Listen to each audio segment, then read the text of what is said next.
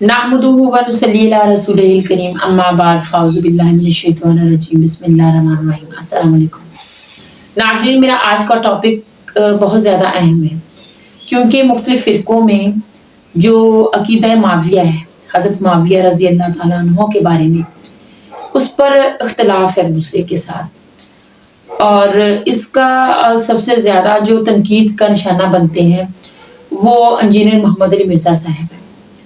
उन्होंने हज़रत अमीर माविया रज़ी अल्लाह ताला अन्हु के बारे में जो बात को वाज़िया किया और हज़रत अली रज़ी अल्लाह ताला अन्हु का उन्होंने जो मकाम, जो उनकी फ़जीलत को बयान किया है इस बयान में, वो काबिल दाद है। बहुत ही वाज़िया तरीके से उन्होंने हदीस को हमारे सामने रखा है और उन्होंने जवाब दिया है मुफ्ती तारक मसूद साहब के एक बात का जो उन्होंने कहीं किसी बयान में की है और किस तरह से उन्होंने हदीस को गलत तरीके से बयान किया है, यानी कि उसका मतलब गलत निकाला है। और ये लोग अक्सर इसी तरह से करते हैं। इस चीज़ को उन्होंने वाज़िया करके इंजीनियर साहब ने हमें बताया है कि असल जो हदीस है वो किस तरह से है, किस तरह से इनका मतलब है। और इस बयान में उन्होंने हज़रत अली की जो फजीलत बयान की है वो बहुत ही खूबसूरत तरीके से बयान की है। हज़रत अली की निस्बत जो है वो हमारे नबी करीम हज़रत मोहम्मद सल्लल्लाहु अलैहि वसल्लम के साथ जिस तरह से बयान की है वो सुनने के लायक है। तो आज इसी टॉपिक पर हम बात करेंगे। तो सबसे पहले आप वो वीडियो देखिए, इस पर मजीद बात भी करेंगे। तो इससे पहले मेरे चैनल को प्लीज सब्सक्राइब करें, वीडियो को शेयर करें, लाइक करें। आइए वीडियो देखते हैं। ये जो हज़रत मुआविया पे इल्ज़ाम लगाया जाता है कि हज़रत मुआविया रज़ी अल्लाह ताला अन्हु के हुक्म से माज़अल्लाह हज़रत अली को गालियाँ दिलवाई जाती थी, ये इल्ज़ाम भी लगाया गया ना। ये खूब समझ लो, हदीस के अल्फाज में सब और शतम के लफ्ज़ हैं। सब और शतम का लाजमी तर्जुमा ये करना गालियाँ, ये बिल्कुल गलत है। सब और शतम किसी की पॉलिसियों पे एतराज़ करना, किसी को जो है वो इख्तिलाफ राय करना, उसमें थोड़ा मजबूत लहजा इख्तियार करना, इसको भी सब और शतम कहा जाता है। ये वो जो इल्ज़ाम लगाए जा रहे हैं ना, ये वो इल्ज़ाम है जो मुद्दई सुस्त और गवाह चुस्त। हज़रत अली का भी इस हद तक उनसे नहीं था। सियासी इख्तिलाफ में तलवारें चलती हैं लेकिन एक दूसरे की जात पे नहीं कीचड़ उछाला जाता, और नहीं उछाला हज़रत अली ने कीचड़, ना हज़रत मुआविया ने उछाला, ना हज़रत अली ने उछाला। समझते हो कि नहीं समझते? मुफ्ती तकी उस्मानी साहब ने अपने ज़ोम में हज़रत अमीर मुआविया रज़ी अल्लाह ताला अन्हु के दिफा के ऊपर एक किताब लिखी है, खिलाफत व मलूकियत का जवाब देने की नाकाम कोशिश करते हुए। और उसमें उनसे बहुत बड़ा ब्लंडर हुआ। उन्होंने ये दावा किया कि ये जो कहा जाता है कि बनु उमैया के दौर में मेंबरों से हज़रत अली पे सबो शतम होता था, ये बिल्कुल गलत बात है। वो कहते हैं सिर्फ एक ही हदीस मिलती है बुखारी में जिसमें सब के अल्फाज हैं, और सब का मतलब हमेशा गाली नहीं होता, कभी गाली भी होता है, लेकिन यहां पे सबसे मुराद तनकीद करना है। अब ये लदा बात है कि हजरत अली के ऊपर तनकीद हो रही हो तो ये इसको बड़ी आसानी से कहते हैं नहीं, ये गाली नहीं दी, तनकीद की है। और दूसरे किसी खलीफा की बात आ जाए तो इन लोगों की रग फड़क जाती है। तो इस पे मैंने कहा था कि अगर तो ये तकी उस्मानी साहब ने गलत बयानी जानबूझकर की है तो मुनाफिकत की है, लेकिन ये तो बहुत बड़ा हुक्म है। हम ये समझते हैं कि उन्होंने जानबूझ के ऐसा नहीं किया होगा, ला इल्मी में किया, यानी वो इस टॉपिक से ला इल्म है। और यही हम आपको बताना चाह रहे हैं कि जिन उलमा के पीछे आप लगे हुए हैं, जिन्होंने आपको तोते की तरह रटा दिया जी वो सब का मतलब गाली नहीं होता, सब का मतलब तनकीद होता है, उन बेचारों को पता ही नहीं है। बुखारी की जो सब वाली हदीस थी ये मुस्लिम में भी मौजूद है 6229, उसमें वाज़े अल्फाज हैं कि आले मरवान में से जब एक बंदा हाकिम बना, और यह बात हो रही है हजरत मुआविया रज़ी अल्लाह ताला अन्हु के दौर या उनके बाद की, पहले की नहीं है ये बात, बाद की। आले मरवान तो फिर बाद में ही आए। यानी वो जो कहते थे सुलह हसन हुई थी, सुलह हसन के बाद ये हुआ था। किस तरीके से उस सुलह के साथ ये जुल्म किया गया।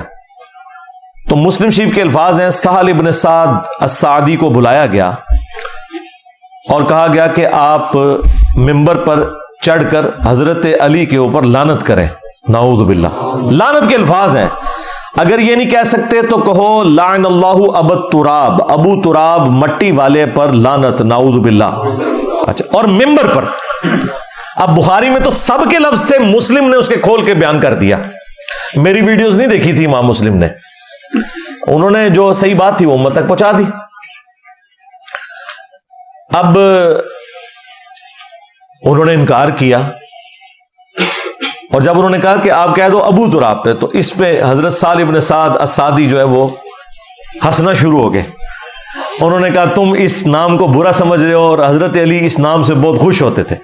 بنو امیہ کے لوگ حضرت علی کو ابو تراب کہتے تھے حقارت کی وجہ سے، مٹی والا، جبکہ یہ نام خود رسول اللہ نے رکھا ہوا تھا ان کا. اور حضرت علی نے اپنی کنیت ہی بدل لی تھی. آپ کی کنیت تھی ابو الحسن، لیکن آپ کہتے تھے مجھے ابو تراب کہا کرو، چونکہ نبی علیہ السلام نے مجھے ابو تراب کہا ہے. اچھا، اب بنو امیہ تو سمجھتے تھے یہ. اب ان کا علمی لیول دیکھ لیں تقی عثمانی صاحب کا، اور ان کے بڑے تھے وہ لوگ، وہ پوچھتے آگے سے سہل ابن سعد السعدی کو یہ ابو تراب نام کیسے پڑا. یعنی ان کے بڑوں کو بھی کچھ نہیں پتا تھا کہ حضرت علی کی یہ کنیت ہے. یعنی یہ صرف یہ جاہل نہیں ہے، ان کے بڑے بھی جاہل تھے اس زمانے کے لوگ.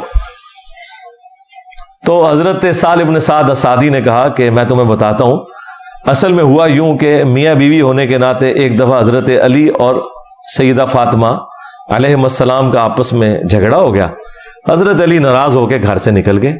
جو میں اکثر کہتا ہوں کہ شریف شوہر وہی ہے کہ جب بیوی سے جھگڑا ہو تو خود نکل جائیں. ہاں، اسی طریقے سے ہی آپ اپنے معاملات کو اچھا لے کے چل سکتے ہیں. اور جا کے وہ مسجد میں لیٹ کے ڈائریکٹ زمین کے اوپر، نبی علیہ السلام نے ایک صحابی کو بھیجا کہ ڈھونڈو کدھر گئے ہیں. تو بتایا گیا اس طرح مسجد میں وہ لیٹے میں. اب یہ بھی ہو سکتا تھا کہ نبی علیہ السلام کہتے کہ علی کو بلاؤ، وہ خود حاضر ہوتے قدموں میں، لیکن نبی علیہ السلام نے اپنی محبت کا اظہار فرمایا اور آپ صلی اللہ علیہ وآلہ وسلم بنفس نفیس خود تشریف لے گئے.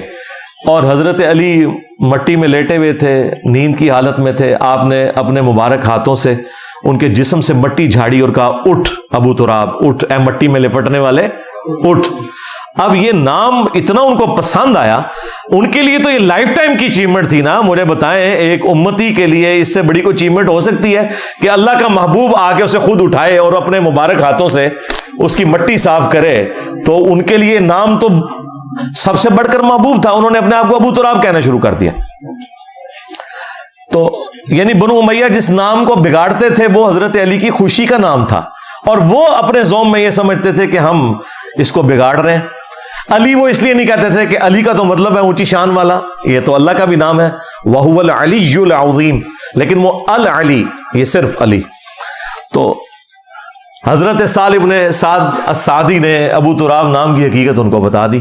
بس آپ نے یہ یاد رکھنا ہے کہ جب بنو امیہ ابو تراب کہے تو آپ سمجھ لیں کہ یہ تنقیص کے لیے کہتے ہیں، اور جب بنو امیہ کے لوگ سب کی بات کریں تو اس کا مطلب کیا ہوتا ہے؟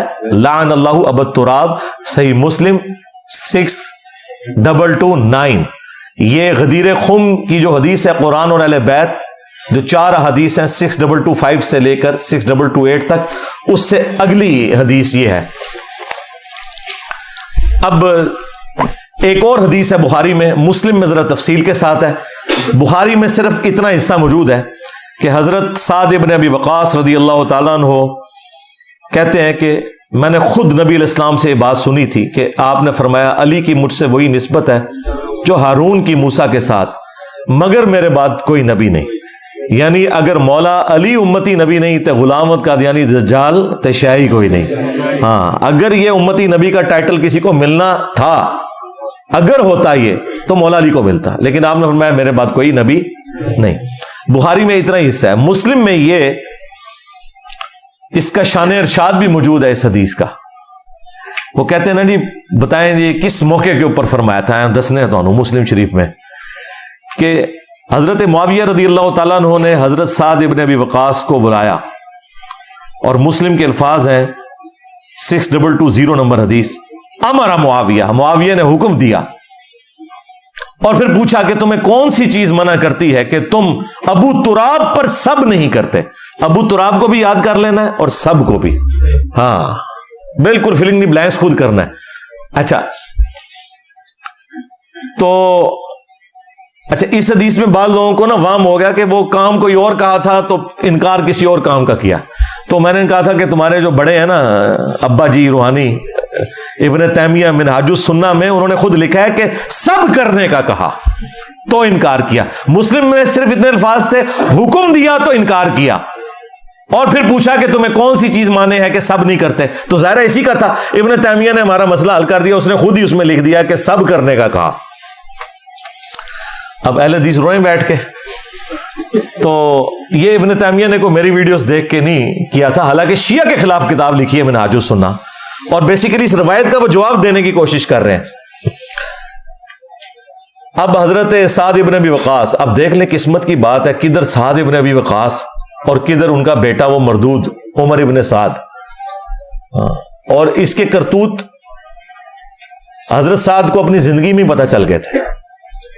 مسلم شریف میں حدیث ہے، سعد ابن ابی وقاص کا بیٹا عامر بن سعد کہتا ہے کہ میں اپنے باپ کے پاس کھڑا تھا جب وہ اپنے اونٹوں کے پاس تھے اور کھیتی باڑی کر رہے تھے، اتنے میں سامنے سے ایک گھوڑ سوار آیا، تو انہوں نے کہا کہ میں اس گھوڑ سوار کے شر سے اللہ کی پناہ میں آتا ہوں. کہتے ہیں میں نے دیکھا کہ کس کو کہہ رہے ہیں، تو وہ ان کا اپنا بیٹا تھا عمر ابن سعد. ابھی کربلا نہیں ہوئی ہے، ہاں حضرت علی کا دور چل رہا ہے یا حضرت معاویہ کا دور. تو حضرت سعد ابن ابی وقاص اپنے اس بیٹے کے بارے میں کہتے ہیں کہ اے اللہ میں اس کے شر سے تیری پناہ میں آتا ہوں، عمر ابن سعد کے. اور اس نے آتے ہی کہا ابا جی دیکھیں لوگ تو حکومت کے چکر میں ایک دوسرے سے لڑائیاں لڑ رہے ہیں، تو آئیں آپ بھی اس میں شامل ہوں، آپ بھی کوئی حصہ وصول کریں اس میں. ہاں ابا جی تسی بھی اپنا حصہ لو آ کے. تو حضرت سعد ابن ابی وقاص نے اپنے بیٹے کے سینے پہ گھونسا مارا اور کہا کہ یعنی ڈانٹا اس کو اور مکہ بھی مارا اس کے سینے کے اوپر، اور کہا کہ اللہ تعالیٰ کو وہ بندہ بڑا پسند ہے جو متقی ہو، غنی ہو، بے پرواہ ہو اور ایک خاموشی کی زندگی گزارے، وہ اللہ تعالیٰ کو بندہ پسند ہے. یہ خود میں نے نبی علیہ السلام سے خود سنا تھا. یعنی حضرت سعد ابن ابی وقاص رضی اللہ تعالیٰ عنہ نے اپنے آپ کو بعد میں حکومتی معاملات سے بالکل الگ کر لیا ہوا تھا. تو اب یہاں پہ مسلم شریف میں 6220 جب حضرت معاویہ نے انہیں حکم دیا، انہوں نے انکار کیا اور کہا کہ آپ کو کون سی چیز منع کرتی ہے، تو انہوں نے کہا کہ اے معاویہ میں نے علی کے بارے میں نبی صلی اللہ علیہ وآلہ وسلم سے 3 باتیں ایسی سنی ہیں کہ مجھے ایک بھی مل جائے تو میرے لیے سرخ اونٹوں سے بہتر ہو. یعنی آج کے دور میں آپ سمجھ لیں لینڈ روور سے، ہاں جی V8 سے بہتر ہو میرے لیے، ایک بھی مجھے مل جائے.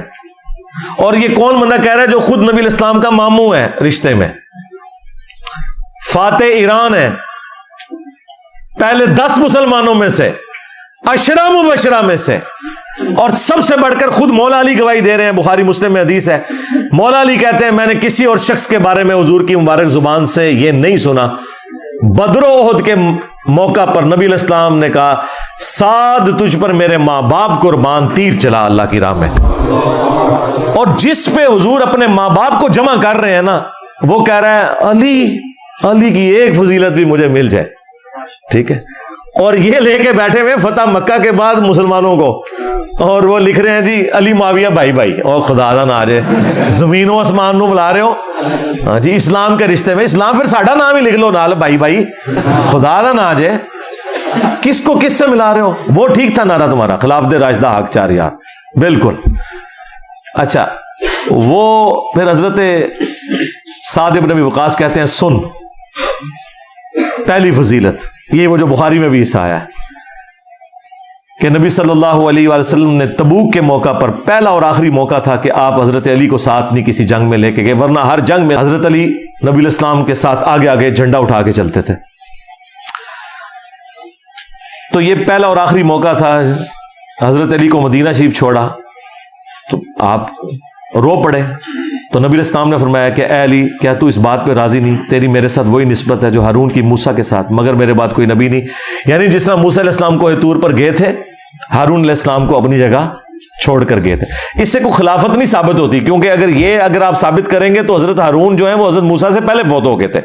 ان کے خلیفہ جوشوا بنے تھے، یوشع ابن نون. نبی علیہ السلام کا جو خلیفہ اور وصی ہے وہ قرآن ہے. تو نبی علیہ السلام نے یہ فرمایا، کتنی بڑی تسلی تھی، ہارون اور موسیٰ کی نسبت، مگر میرے بعد کوئی نبی نہیں. اور دوسرا غزوہ خیبر کے موقع پر نبی علیہ السلام نے فرمایا کل میں اس شخص کے ہاتھ میں جھنڈا دوں گا جو اللہ اور اس کے رسول سے محبت کرتا ہے، اللہ اور اس کا رسول اس سے محبت کرتے ہیں. یہ اس سے بڑی بات ہے.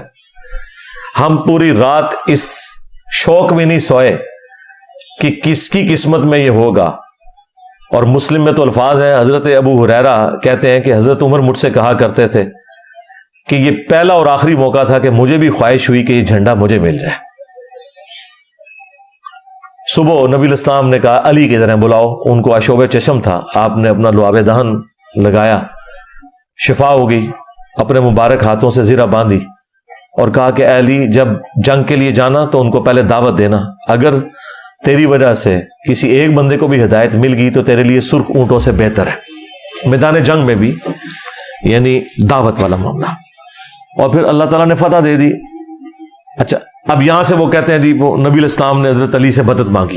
مدد کہاں سے مانگی ہوئی؟ حضرت علی کی تو آنکھیں نہیں کھل رہی تھی، حضور نے ان کی مدد کی، آشوب چشم دور کیا اور اس کے بعد ڈیوٹی لگائی۔ تو اس طریقے سے حضرت علی کو شان کو بیان کرنا کہ نبی الاسلام کو ان کا کوئی محتاج بتانا، یہ صراحتاً گستاخی والا معاملہ ہے۔ اور تیسرا موقع سن، جب نجران کے کرسچنز کے ساتھ نبی الاسلام کی ڈیبیٹ ہوئی، الٹیمیٹلی قرآن میں سورہ آل عمران میں حکم نازل ہوا کہ اب ان کے ساتھ آپ مباہلے والا معاملہ کریں۔ سورہ آل عمران کی آیت نمبر 61 نازل ہوئی تو نبی الاسلام نے حضرت علی، حسن، حسین، فاطمہ علیہ السلام اجمعین کو لیا اور کہا اے اللہ اللہم ہاؤلائی اہل بیت، یہ میرے اہل بیت ہیں۔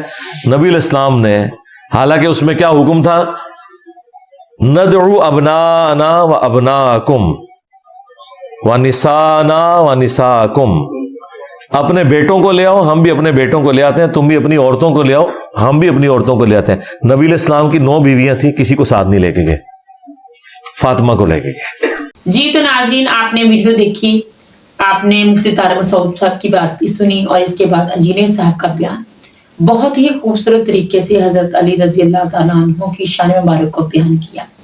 آپ کے ساتھ جو نسبتیں تھیں، جو محبت تھی، جو اللہ کی محبت تھی، اس تمام چیزوں کو واضح کر کے ہمارے سامنے رکھا اور مختلف احادیث کا حوالہ دیا اور یہ بتایا کہ کون سی حدیث کس جگہ کس طرح بیان کی گئی ہے، کیونکہ یہ لوگ جو ہیں وہ حدیثوں کو چھپاتے ہیں یا پھر اس کا مطلب جو ہے وہ غلط نکالتے ہیں، لوگوں کو گمراہ کر رہے ہیں یہ لوگ۔ تو انہوں نے ہر چیز کو واضح کر کے ہمارے سامنے رکھا بہت ہی اچھے طریقے سے، اور حضرت علی کی فضیلت کو جو انہوں نے بیان کیا، مجھے وہ بات بہت ہی ان کی زیادہ پسند آئی ہے۔ تو آپ اس چیز کو دیکھا کریں تاکہ ہمارے ذہن جو ہے ایک ہی پوائنٹ کو جب ہم سنتے ہیں، ایک ہی عالم کو سنتے ہیں، تو اس طرح سے ہم صحیح طرح سے گائیڈ نہیں وہ ہمیں کر رہے ہیں، ہم راہ حق سے بھٹک جاتے ہیں اور ہم اس حدیث کو اسی نظر سے دیکھتے ہیں جس نظر سے وہ ہمیں دکھاتے ہیں۔ لیکن ہمیں تمام عالموں کو سننا چاہیے تاکہ ہمیں واضح ہو کہ حدیث یا قرآن جو ہے وہ صحیح طور پر ہے کیا، اس کا کیا مطلب ہے۔ اور انجینئر صاحب تو جو ہیں پھر وہ ہر بات کی انجینئرنگ کر کے ہمارے سامنے رکھ دیتے ہیں اور وہ ایک نہیں کئی احادیث کو ہمارے سامنے اس طرح سے پیش کرتے ہیں کہ ہر بات کا مطلب جو ہے وہ واضح کر کے رکھ دیتے ہیں۔ اللہ پاک ان کو اور اس طرح کو حق کو بیان کرنے کی توفیق عطا فرمائے، ان کی ان ایفرٹ کو قبول کرے۔ اللہ پاک ہم سب کو بھی طاقت دے، ہمت دے کہ ہم حق کی بات کو اچھے طریقے سے بغیر ڈرے ہوئے ان لوگوں سے بیان کریں، حق کی آواز کو اٹھائیں، اس آواز کو آگے لے کر چلیں اور اپنے لیے ہدایت طلب کریں، اپنے بھائیوں کے لیے ہدایت طلب کریں۔ اللہ پاک ہم سب کو اپنے احکامات پر چلنے کی توفیق عطا فرمائے، آمین۔ چینل کو پلیز سبسکرائب کریں، ویڈیو کو شیئر کریں، لائک کریں اور کمنٹس باکس میں جا کر اپنی رائے کا اظہار بھی ضرور کیجیے۔ السلام علیکم۔